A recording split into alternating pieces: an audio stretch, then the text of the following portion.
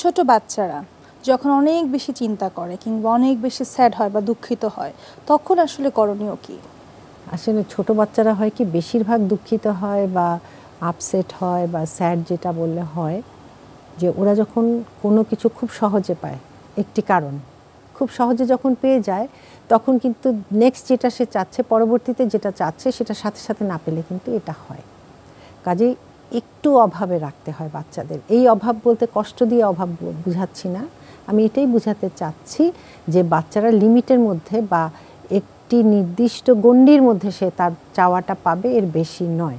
এটার বেশি পেতে গেলেই কিন্তু সে দেখা যাচ্ছে না পেলেই সাথে সাথে তার এই প্রতিক্রিয়া দেখাচ্ছে আমাদের, একেবারে খাবে না, একেবারে মন খারাপ। আর দ্বিতীয়ত হলো যে সত্যি সত্যি মন খারাপের কারণ হতে পারে, তখন মা বাবা তার সাথে ধৈর্য সহকারে এটা ডিল করতে হবে বা তার সাথে বসে কথা বলতে হবে যে কারণটা কি, তোমার বন্ধু তোমাকে কিছু বলেছে, হতে পারে অনেক সময় বন্ধু বান্ধব অনেক রকমের কথা বলে। আজকাল আমরা যদি বাচ্চাদের নিয়ে বসি, ওরা কিন্তু যাকে একটু মানসিকভাবে সম্পর্কিত মনে করে তাদেরকে অনেক কিছু বলে ফেলে যে আমাকে ও এরকম খারাপ কথা বলেছে বা ওইটা বলেছে, সে আর কাউকে বলতে পারছে না।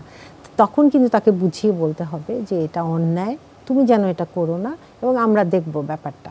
কাজে দুটো কারণই হতে পারে, যে অতিরিক্ত যে বাচ্চা পায় সেও কিন্তু স্যাড হতে পারে বা অনেক বেশি ইরিটেটেড হয়ে যেতে পারে, আবার সত্যিকারেরই এমন কোনো ঘটনা হয়েছে ছোট্ট মনে তার কষ্ট পেয়েছে। এটা ফাইন্ড আউট করে আমরা যদি তার সাথে সেভাবে আচরণ করি, ইনশাআল্লাহ এটা আমরা বাচ্চাদেরকে তখন হাসি খুশি বানাতে পারবো, এবং তাকে বেশি দিয়ে নয় বরং তাকে বাস্তবতাটা উপলব্ধি করিয়ে যেন আমরা মানুষ করতে পারি ইনশাআল্লাহ। ইনশাআল্লাহ আল্লাহ তাআলা তো এটাই চেয়েছেন, তারা আমাদের কাছে আমানত।